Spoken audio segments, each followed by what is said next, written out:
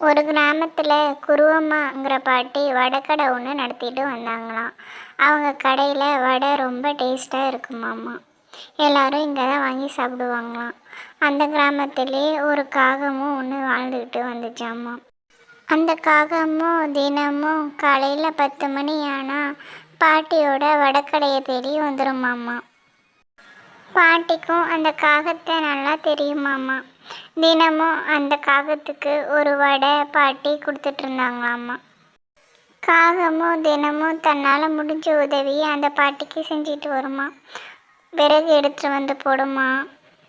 இது மாதிரி சின்ன சின்ன வேலை செய்கிறதால பாட்டிக்கும் இந்த காகத்தை ரொம்ப பிடிச்சிருச்சாம்மா.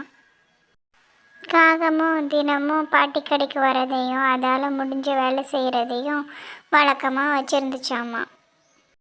பாட்டியும் அந்த காக்காவை ஒரு செல்ல பிராணியாக பார்த்துட்டு இருந்தாங்களாம். இது மாதிரி ஒரு நாள் காக்கா வேலையெல்லாம் செஞ்சுக்கிட்டு பாட்டிக்கிட்ட வடை வாங்க வந்துச்சாமாம்மா. பாட்டியும் ஒரு வடையை எடுத்து காக்காவுக்கு போட்டாங்களாம்மா.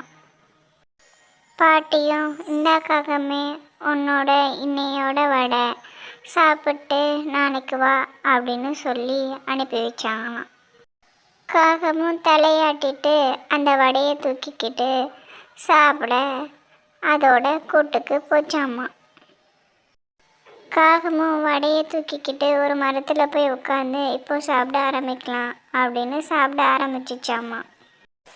அந்த நேரத்தில் நரி ஒன்று காடு ஃபுல்லாக தனக்கான இறையை தேடி அலைஞ்சி எங்கேயும் கிடைக்காம ரொம்ப வாடி போய் காட்டில் அங்கேயும் இங்கேயும் இறையை தேடிக்கிட்டு அலைஞ்சிக்கிட்டு இருந்துச்சான். அப்போது நரியோ காக்காவை பார்த்துச்சாம்மா. காகத்தோட வாயில் இருக்க வடையும் பார்த்துச்சாம்மா.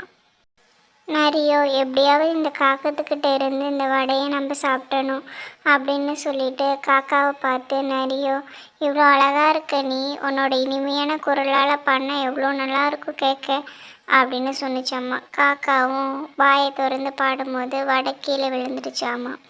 நரியோ அந்த வடையை சாப்பிட்டுட்டு ஒரே ஓட்டமாக அது காட்டுக்குள்ளே ஓடிடுச்சாம்மா. காகமும் ரொம்ப ஏமாந்து போனது தான் மிச்சமாம்மா. இந்த கதையிலேருந்து நம்ம என்ன கற்றுக்கிட்டோம்? வாயாலேயே நல்லா வடை சுட்டு நம்மளை ஏமாத்துறவங்களும் சில பேர் இருக்காங்க. அவங்கக்கிட்ட உஷாராக இருக்கணும்னு கற்றுக்கிட்டோம்.